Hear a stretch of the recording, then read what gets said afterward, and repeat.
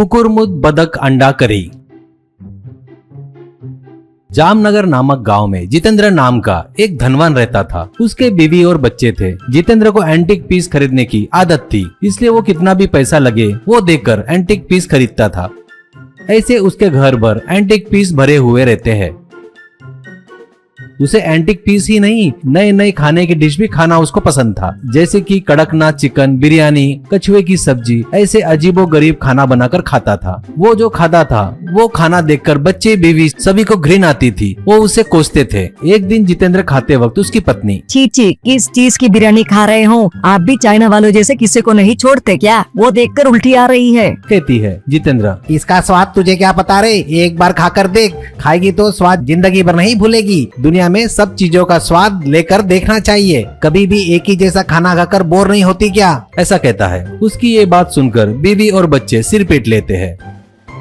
एक दिन एक आदमी जितेंद्र के घर आता है। उसके हाथ में मशरूम, एक बदक और एक टिफिन बॉक्स था। वो, बाबूजी मेरा नाम शुभम है, आप अनमोल चीजें लेते हैं ना, पर करके पता चला मुझे। वैसे ही अजीब और विचित्र खाना भी खाते हैं, करके भी पता चला है, इसलिए आपके लिए कुछ लाया हूँ, ऐसा कहता है जितेंद्र। ओहो ऐसा क्या, तो ठीक है, क्या लाए हो मेरे लिए, एक बार दिखाओ तो जरा। ऐसा कहता है शुभम। बाबूजी ये बदक एक विशेष प्रजाति का है, ये जो अंडा देती है वो बहुत ही स्वादिष्ट होता है और वो अंडा खाने से बहुत सी बीमारियां भी ठीक हो जाती है। और ये मशरूम है ना, ये हिमालय में उगने वाला एक विशेष जाति का है। इसकी सब्जी बनाकर खाए तो बहुत स्वादिष्ट होती है और आरोग्य के लिए बहुत अच्छा होता है। ये दोनों मिलकर पकाएंगे तो इसका स्वाद लाजवाब होता है। मैं इसकी सब्जी बनाकर लाया हूँ, इसे कुकुरमुत अंडा करी कहते हैं। आप ही इसे टेस्ट करके बताएं ये कैसा है, करके टिफिन बॉक्स देता है। जितेंद्र उस सब्जी का स्वाद चखकर, अरे वाह, इसका स्वाद तो लाजवाब है, जिंदगी में मैंने इतना स्वादिष्ट खाना कभी नहीं खाया। वैसे तुम इसे कितने में बेचोगे, पूछता है शुभम। बाबूजी ये दोनों मिलकर आपको 5 लाख रुपए में दूंगा। ये बदक अंडे देती रहती है, इसे अच्छे से दाना पानी देकर पाल लो। इस मशरूम को आपके घर के बगीचे में लगा लो, ये बहुत फैल जाता है और बड़ा हो जाएगा।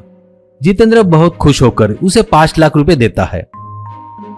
बदक को पिंजरे में रखकर अच्छा दाना पानी दे रहा था। मशरूम को बगीचे में लगाकर उसे पानी देता है। बदक अंडा कब देगी और मशरूम कब बड़ा होगा राह देख रहा था। एक दिन किसी काम से बाजू के गांव में जाता है। जितेंद्र वहां पर किसी से बात करते वक्त उसकी पत्नी का फोन आता है। पत्नी, क्यों जी, इतने सालों से आप खाए सो खाना देखकर मैं और बच्चे तुम्हें कोसते थे, लेकिन अब तक जो हमने गलती की है ना, हमको पता चल गया है, ऐसा कहती है। जितेंद्र, क्या तुम्हें बदलाव आया देखकर मुझे खुशी हुई। मैं काम में हूँ, खाने के समय पर घर पहुँच जाऊंगा, कहता है। पत्नी, मैंने इसलिए आपको फोन किया है, मैंने आपके लिए एक स्पेशल खाना बनाकर रेडी रखा है, खा के स्वाद कैसा है बताना, बच्चे भी आपका इंतजार कर रहे हैं, ऐसा कहती है। जितेंद्र, ठीक है, मैं तुरंत यहाँ से निकल रहा हूँ, कहता है।